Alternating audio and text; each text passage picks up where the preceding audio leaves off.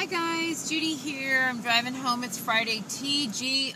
I got the air conditioning blowing. Hopefully you can hear me okay. It's a gorgeous day. It's just really hot. I'm in the car getting some in and out for my son just because I don't feel like cooking. I'm really tired.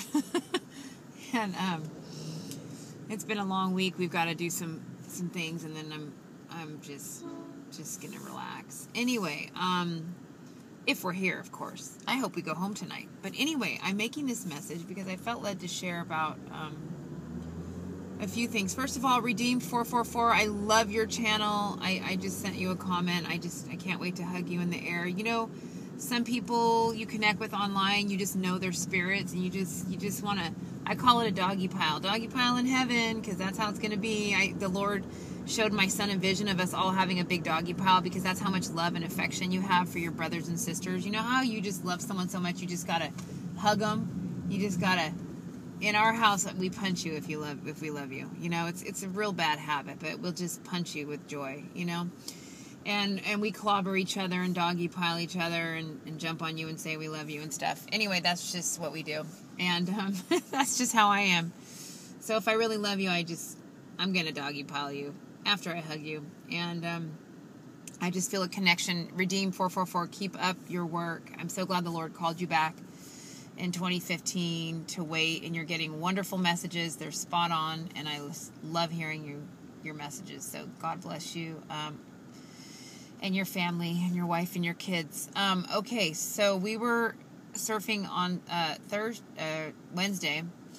And when we got there, the guy that works at the beach said, hey, listen, I know you got your surfboards up there and stuff, but we believe there was a great white shark attack, and we believe it was very fresh and recent, because there's a dead seal, a very large one, and it has all the marks of a great white. And, you know, we don't see them too often this close, but I just want to encourage you, you know, to be cautious if you're going out. Well, the boys looked at me, I looked at the boys, and you know, I felt like the Lord wanted me to share this. You know, in this last hour, guys, we're courageous, okay? We are courageous saints. We are courageous saints. We are waiting for the rapture. Waiting for the rapture is the most courageous thing I have ever done. To give up everything in the way I lived, and to wait since 2013 like an utter fool, I'm no fool. I'm not the world's fool. I'm God's fool. It's a good thing. But I'm just saying, I know what I look like into the world, and my demoted status in the world's eyes, but promoted in God's eyes. Anyway, we're courageous. It changed everything, because this has been the most courageous thing I've ever done. Well, and let me say, if the Lord landed on your son and did the amazing miracles that he did, it'd be effortless. So in a way it was effortless, but after the first year of waiting, I'm like, okay, that's when it got hard. And the message didn't change. I know he's coming because of what he did to my son. I know that, but just waiting and still being here was really hard. I went through many trials in that waiting period. Now, you know, I'm good. I'm good because if we're faithful to God, He is faithful to us, and He will continue. If you flex and show faith, He will turn around and He will give faith back to you. He will increase it, and that's what's happened to me. I've grown from strength to strength, but believe me, the down times were down. It's the bipolar ride of the bride. It's rapture-centric. Okay, so we're given this report. But who do I believe? The Lord's report or their report? Now, in my logical mind, I'm thinking there's no great white out there. This is the direct line from Fukushima in Japan, and everything's dead. And I'll verify and testify to you that everything's dead, because no more starfish since 2011. None whatsoever. And there were starfish everywhere, tide pools everywhere at Bodega, and on this area we go to.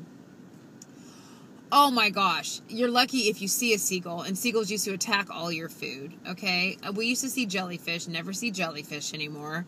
Don't see crap in this water. There's some sand crabs, but not as many as there used to be. So, hold on, I gotta make my order. Hi, good, thanks. Okay. I'll get one burger with onions. Do you want cheese? And no thanks. And then another burger, make it a double, just double meat. No double with cheese or anything, just double meat and spread only. And then fries. Just one fry? Mm-hmm. Is that out for you? That'll be great. Hamburger with everything, no cheese, double meat spread only, and then a fry. Yes. Bagged up to go? Yes. It's going to be $7.82. Thank you. Sorry, guys. You got to hear my order. Okay. So, who are you going to believe? Man's report, and then some, the teens, they were so looking forward to going out, and they looked at me both horrified. And I said, okay, thanks. And I kept driving to the beach, and they're like, are we really doing this? My son's like, Mom, and his cousins, and I'm like, yes. Now, I'm going to tell you straight up, that was probably not a great white attack. That was probably radiation. The thing's probably just dying and dead and mutilated, because believe me, I've seen all kinds of dead animals and fish and well, okay, everything we've seen has been dead. I don't see alive stuff anymore. I'll see dead carcasses. And my son will see them all the time. It's like walking in a graveyard some days. It's really weird. One time we saw a dead cow on the beach. Tell me how weird that is. Okay, so anywho, I said, you guys, we're out of here. Come on, get on your wetsuits. We out. We're going out. God will protect us. 1 in 11 million chance of you getting eaten by a shark, okay? You really think that's going to happen? And I know we're going in the rapture. Now, I'm not saying to live foolish and take stupid chances, okay? But one of the things that has happened to us and our family, and me particularly, since the Lord fell on my son and we've been waiting for the rapture, is I have become fearless, okay, in many areas. I still have plenty of worry and anxiety in different areas of my life. The Lord works with us in one area at a time. You know what I'm trying to say? Because this whole provision and believing Him for daily needs met and increased financial stress and stuff like that, it hasn't been easy, but it's been okay. God's come through every time, okay? But I will tell you, there's certain areas I just don't give a rip, and this is one of them, where I did things that I would not normally do, because I know what I'm appointed to. I'm appointed to go in the rapture. All right, nothing's taken me early, no accidents taking me out. The Lord told us to serve. He told me to go out. Was it two summers ago? He said, and I bought everything, and we just started surfing. We took lessons, we bought boogie boards, we got everything, and I just went full board. The Lord said to go do this as a hobby, as a family. Got my son off his video games and his friends, and we love it. It's just been amazing. And so I'm like, who am I going to believe, the Lord's report or your report? So he had no eyewitnesses that it was a great white. Nobody saw it. They're just assuming, and they don't know exactly which day it happened. This thing could have been floating dead for a very long time. And so one of the things that has happened is I'm no longer afraid of death. Like I said, I'm a cyclist, and I cycle. And I ride right up. And the reason why cyclists ride up on the line, where cars are driving, and then there's a big shoulder, and then there's a line. The reason why cyclists ride right up on that line is because all the glass and garbage from the road is on that big shoulder. And you get flat tires. And when you have the little thin tires like I have, and even with their high-tech, pop resistant in many ways, they still pop. And so that's why they ride close to car traffic. Plus you can get the wind of the traffic, and it can make you go really fast. Okay, so cyclists aren't really doing it to be annoying. They're doing it because, first of all, they can ride up on the line.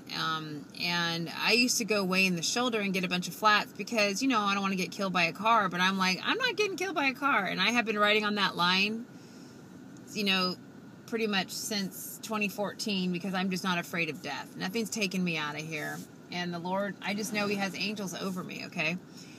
And I said, come on, let's go. So we went out. It was funny because there was a lot of people at the beach, but I think everybody was living in terror about some quote-unquote great white. And we went in, and as soon as me and the kids went in, we went way out there. We didn't go as far out as we normally go. I'm just going to say that because, they didn't want to, but that's okay. We still went out. As soon as we did, like half hour later, when they saw that we weren't dead, everybody went out. There's a guy that I see swimming all the time, and he was out, and he went way out where he normally does. I love that guy. He doesn't even wear a wetsuit. He's crazy. I always say hi to him because he just, in 48-degree water, he's a champ. I'm like, he just loves to do it. It makes him feel alive. And I'm guessing that he's probably so numb he can't even feel how cold it is after like 5 minutes, right? But we are toasty warm in our 4 or 5 millimeter wetsuits, and we just enjoy. I love the ocean. I just love God for creating the ocean. I mean, I just can't even tell you. It makes me feel alive.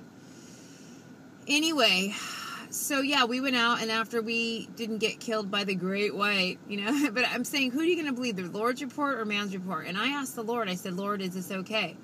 And my son trusts me. He's like, Mom, if he says it's okay, then I'll go. And then his cousin went along with it. And I went, yeah, he said, go, enjoy our day. He told us to do this, and yeah.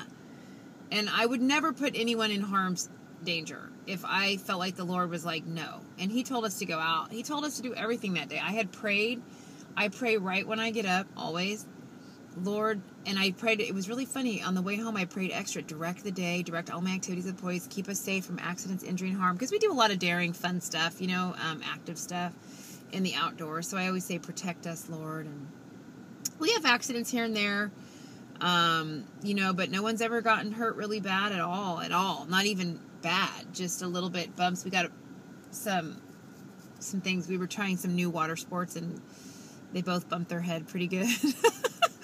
But it was all good because the Lord watches over us. And I knew we're going out, boys. And it was cool because the boys felt good because we made everybody else brave, and everyone went in after that. And, my one guy, I don't really even know his name, but we always wave and say hi, and he recognizes us, and he was way out there. I just love it. It's like he's daring God to, come get him. That's what I always see when I see him out there. Come get me, He goes way out there, almost where we go when we surf, and he just doesn't even, he just loves it. He's just a swimmer. There's a lot of people that just swim in the ocean. You'll see them out there. They just swim. They have their ocean goggles on, and they go. Anyway, be brave, be courageous. The Lord's coming to take you.